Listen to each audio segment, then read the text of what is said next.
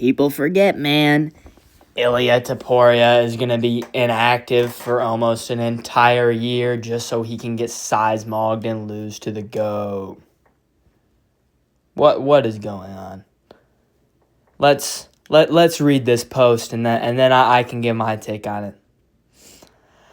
Ilia Topuria, I won't be fighting in the first quarter of next year. I'm going through a difficult moment in my personal life. I want to focus on my children and resolve this situation as soon as possible. I assume that's the divorce. I don't want to hold up the division. The UFC will make the matchups needed, and as soon as the matters are resolved, I'll let the UFC know I'm ready to begin my return. Okay, Ilia is going through a divorce, all right? That's my guess. With all the stuff that's been going on with him and his wife. I assume, and he was talking about he wants to focus on his children and resolve the situation. I assume that means he's going through a divorce and he wants to get that resolved. I totally can understand his perspective, but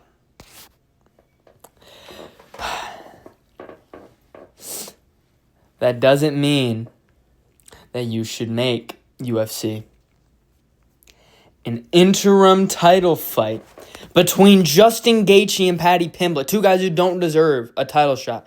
Justin Gaethje got KO'd last year by Max Holloway, a guy that the current lightweight champion KO'd also last year. Don't care that it was at a different weight class. I really don't. And Gaethje is coming off a win over number 9 ranked Rafa Fiziev. Pimblett is coming off of wins over Michael Chandler, who was on a 2-3 fight losing streak. Who else? Bobby Green on a losing streak. And that's right, Tony Ferguson on a losing streak as well. Yeah, and he's ranked top 5 now for some reason, and now he's getting a fucking title shot over Arman Tsarukyan, who just brutalized Dan Hooker and made him look like a child. I mean, we all knew it, but we knew it because we knew that Arman was that good. We knew Arman was the only one who should be fighting for the title, but he was inactive, so we just needed one fight. And he got it. He re-earned his title shot that he had already earned last year when he beat Charles Dublanc Oliveira, and that win has aged well. The only other guy to beat him since is Ilia Topuria, who is a proven GOAT. Knocked out Charles, knocked out Volk, knocked out Max. Absolutely destroyed Emmett across five rounds. Went over Zalal, aged amazingly. Bryce Mitchell wins great as well. You get what I'm saying. Arman should be getting the title shot. Look, Ilia's got stuff going on. All right, whatever. Sucks that he's going to be inactive. But I guess I understand. Right? I would prefer for the lightweight champion to be active. Right? But an interim title, I don't like interims. I really don't. But, if they're making an interim title, does this mean, Ilya's... I guess Ilia, he's not going to fight for at least 6 months. At least. And by then, White House, right? White House they're going to do it on July, like the weekend of July 4th. It's probably when they're going to be doing the White House. And that's when Ilya's going to fight Islam. Meaning, Ilya's not going to have a fight at lightweight until then. Until after then. Because he's going to move up to welterweight and fight Makhachev. And he's going to get size mugged. I'm sorry, he's too small. He's too small. He's not as big as Makhachev. 5'7"? At welterweight? No. He fought at bantamweight for the first 6 fights of his pro career. Ilia Topuria did. A former bantamweight is not getting a welterweight title. Especially a welterweight title that's currently held by the GOAT of the sport. And Islam Makhachev. And now back to this fight. Why did they book this? Why did they book Gaethje versus Pimblett? Why did they not do Arman versus Pimblett? What is going on? And honestly, neither of these guys, neither Gaethje nor Pimblett deserves a shot. But I say Pimblett and Arman over Gaethje and Arman because that's more competitive. It just is. And we know it is. We know Pimblett is, he has it in him to actually earn a title shot. But the thing is, he hasn't. He hasn't earned it. And I was fighting for an interim title against Justin Gaethje? What the fuck kind of paper champ bullshit is this? Neither of these guys deserve this. It'll be a great fight. It'll be an absolute banger, an absolute barn burner. But geez, the UFC, recently they've been stacking they're stacking this pay-per-view and that pay-per-view, and stacking this fight night and that fight night, and we've had these matchups here and those matchups there. We've had all these fun cards, all these great finishes, the UFC's been great recently. The matchmaking's been great, It looks like they've been trying to impress Paramount. But the first Paramount card, and then they pull this bullshit. And what's the main event of 324? You might be wondering. What is going to be the first main event on the Paramount deal? A WMMA title fight. Kayla Harrison versus Amanda Nunes. Who gives a fuck? I don't. You don't. None of us do. No one cares about this. I mean, maybe we care a little. We care a little bit. All right, Harrison is entertaining. And Nunes is entertaining. But a WMA title fight is a main event. Especially as the first Paramount card. I thought we were past this, UFC. I thought we were past this nonsense. I get it, it's Nunes. But if you're going to do, if you're going to have her be in a main event, let it be in, May or something. Not the first Paramount card. Come on. I mean, it's going to be one of those where a lot of people... I mean, hey, at least this is before it, and the people that don't want to see this can just clock out after Pimblett vs. Gaethje. I mean, neither of them deserve it, but it'll be fun. It'll be lots of fun, let me tell you, when Pimblett strangles Justin Gaethje. Right? And Harrison versus Nunes, I'm sure it'll be fun. I'm sure it'll be alright. Maybe. I don't know. Nunes is washed. She's 38 now. She hasn't fought in 2.5 years. Damn near 3 years. No, 2.5, mid-2023 or whatever. June. But, I mean, so it could be boring. It could be boring. She's washed. Who knows? She's washed. Maybe Harrison can't finish her because Nunes is big and strong. So maybe Harrison will just smudge her. I mean, she's not really that type of grappler, the smudge type. But hey, you never know with these WMMA fights, man. I mean, she's no Valentina Shevchenko, but man, I just don't like this as the main event. I mean, we don't know the state that Nunes is in. We it's been a minute since she's been in the octagon. Safe to say she's losing to Harrison. Damn near a lock. I'm sorry. I know Harrison's striking isn't that good. Nunes is washed, and Harrison is literally Nunes' toughest opponent. I'm not even joking. All right. Oh, she beat small Valentina Shevchenko, who shouldn't have been at bantamweight. Cool. That's an amazing win. But Harrison is the toughest stylistic matchup that Nunes has ever had to face. And, vice versa, maybe, right? No, yeah, for sure, vice versa. But Harrison's in her prime. Nunes isn't. She's retired and probably washed. And, I know WMA hasn't evolved the same way men's MMA has. But she's a bit of an old head, man. WMMA is starting to evolve. And Harrison is, the first of that, era of evolved WMMA champions. If that makes sense. And I just don't... I'm not intrigued. I just don't care. I don't care. Moving on, Sean O'Malley versus Song Yadong. This is great. This is good news. O'Malley Yadong. I like this.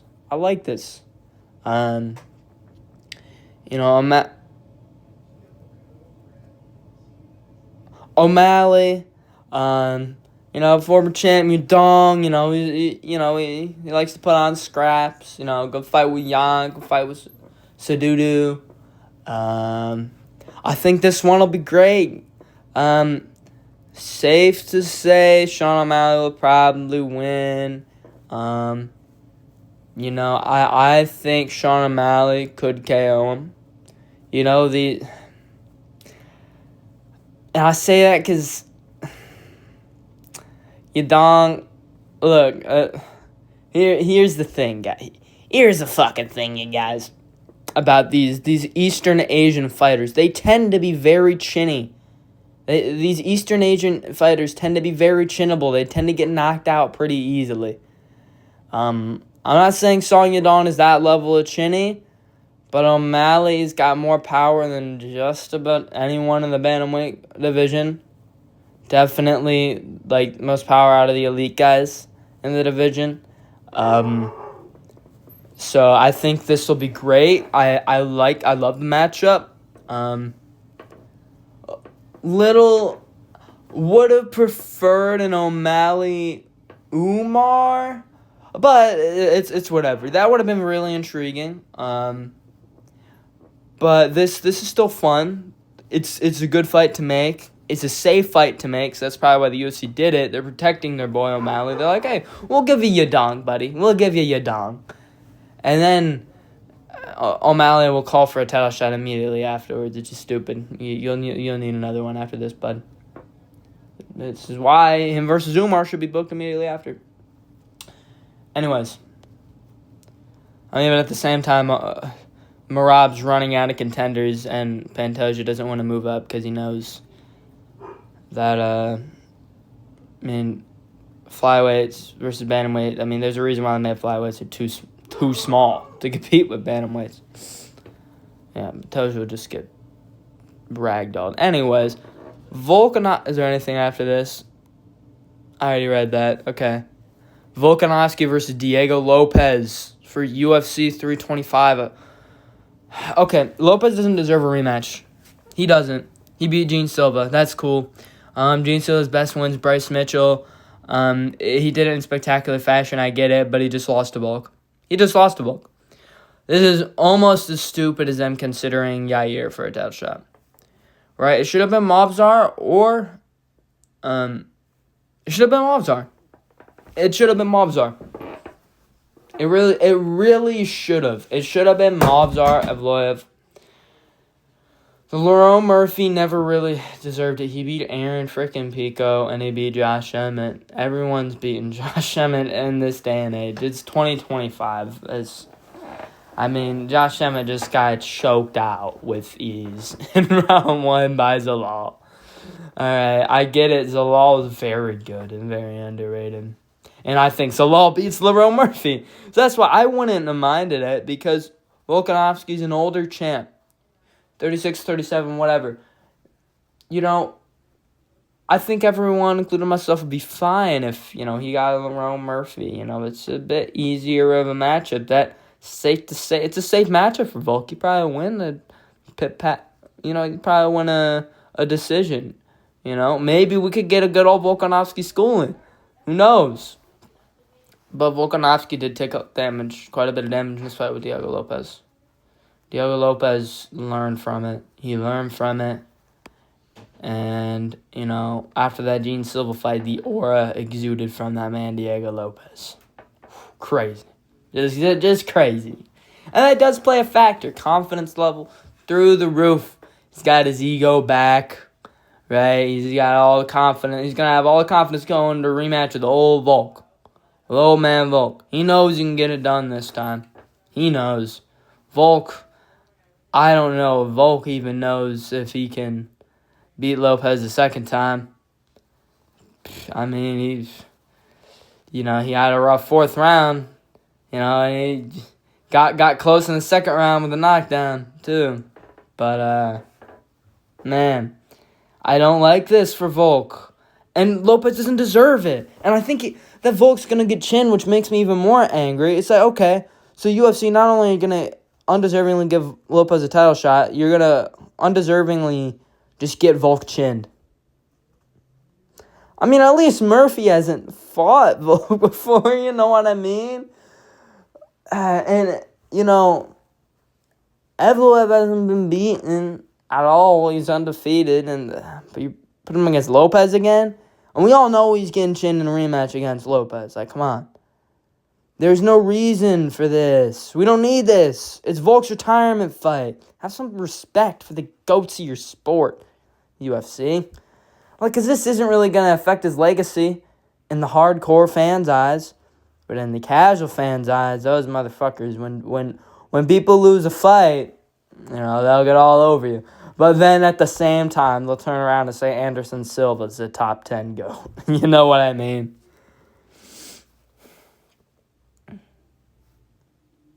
You can't have over 10 losses and be top 10. I'm sorry, I had to say it. You can't. I don't... if those losses are when you're close to your prime, I mean... I know some of them, quite a few of them when he was washed and some when he was a tadpole, but still, you get my point, lots of losses. And he didn't even have that many good wins. Like, come on. Anyways, Volk, I hate this. UFC 324. Okay, that's good. I mean, it's just a safe matchup for O'Malley. I don't like this. This will be a great fight, but bad decision making from the UFC. Okay, so I'm a little cooled down, but I was angry when I saw these matchups. Man, I don't know. I don't know how I feel about UFC 324. It's got a good main, co-main, and feature. Wait, no, it doesn't. No, it is bad main. The co-main will be good, and the feature's good, but it's looking like it might be stacked. It's the first Paramount card, so they better stack it a little bit, right? Better give us some good prelims. We need some good. We need someone who has just gotten a quick KO on the prelims. Give me Azmat Mirzakhanov or someone, right? That's what I want. Give me Azmat. You put Azmat on the card. You can put. I don't know. You could put. Just put some good prospect KO artist type of guys to stack up the prelims and earn the main card. That's what I think. Get some guys that have just had some quick first round finishes. Just boost the stocks. Throw Ethan Ewing on there. I know he just had kind of a one-sided-ish war. No, he kind of had a war with Malcolm Wellmaker. I don't even know why I said that. He wouldn't be able to. He'd probably still be recovering. I don't know. Get some fun guys on there. 324. Just stack it up. Make it a fun card for Paramount. Impress Paramount. You really gotta impress him. This main event's not gonna impress him. And this co-main and this feature, you're gonna need more. There better be no more than 2 female WMMA fights on this card. If anything, you gotta have Veronica Hardy on the first fight of the card, because that's how you know it's gonna be a good card, right? When you have Veronica Hardy on the early prelims, it always ends up being good. Forget, Waldo Cortez Acosta versus Derek Lewis will also be on UFC 324. This is a banger-ish. I don't like this matchup. I think it's a dumb decision. Why does Cortez get another free win? You already had to put my poor boy Shamil Gaziev under the fucking canvas. Now you gotta bully Derek Lewis too? Come on. Waldo should be fighting Alexander Volkov, right? Or washed up Curtis Blades, or something like that. Or even Jailton. No, give him Volkov. That would be the best fight. Derek Lewis, a move down in the rankings. What are we doing? This is the heavyweight division. We can't treat it like some stacked division where you gotta beat this guy and that guy and that guy to get your way back into fighting a top 5 contender. No. This is heavyweight. It's shit. He's beat 2 contenders by KO in the first round. And one of them he did with one eye against the guy who we thought might have been one of the best prospects. And then, boom, got one shot by Costa after Costa got eye poked. And then just murdered Shamil Gaziev. And now we're giving him Lewis. Lewis is cooked. Lewis is getting KO'd in round 1. Another round 1 KO for Waldo Cortez Acosta. He's going to yet again make fun of Tom Aspinall on the mic, and he's going to wear an eye patch and do his thing. And probably give a more serious call out this time. And be like, hey, UFC, like, I really need it now. And at this point, I mean, like, after this, it's going to be like, okay, well, you need to make Waldo fight. You need Waldo versus Volkov for the title eliminator. That's what we're going to need after this. You should already have been doing that, but no, we got to take a detour to the Volkov fight. Yeah.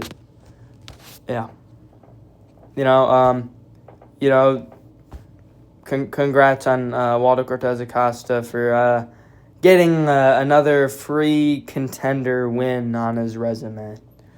I say free just because we know how good Costa is at this point. I think him versus Volkov would be a really interesting matchup. That's part of why I want to see it.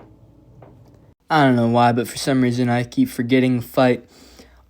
Gene Silva versus Arnold Allen, which I talked about in my short, is also going to be on this card. I predicted this matchup to happen as soon as Gene Silva strangled Bryce Mitchell. I love this fight. Two different ends of the spectrum. Two different types of autism. You got and you got that's a bit weird, but yeah, it's gonna be fun, really fun at the presser. And dude, this fight mixed with these fights on the main, okay, not the Volk one obviously, but dude, that's those 5 fights on the main card. It's a solid main card, that's for sure, man. I'm liking 324. Did we stack them prelims?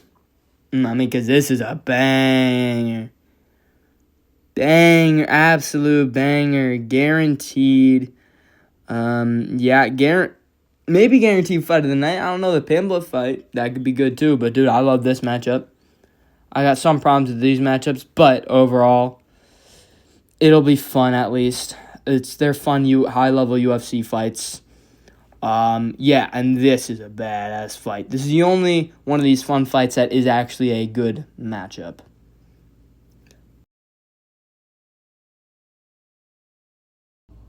And before I forget, there have been 2 preliminary fights on UFC 324 that have been announced as well. Alexa Grasso versus Rose Namajunas. This matchup makes sense. And more importantly, Umar Nurmagomedov versus Davison Figueiredo. I would rather have Umar versus O'Malley. Yeah, but O'Malley Yadong, still a banger. This still gonna be a banger, right? Umar's generally pretty entertaining. Figgy's generally pretty entertaining. I think Figgy's kind of washed. I think Umar's going to clean up shop. I think he's going to 30-27, 30-26 him, but I think it'll be fun. It'll be a great time. This is going to be a great time. And I think this is shaping out to be a pretty good card. Wars and KOs galore.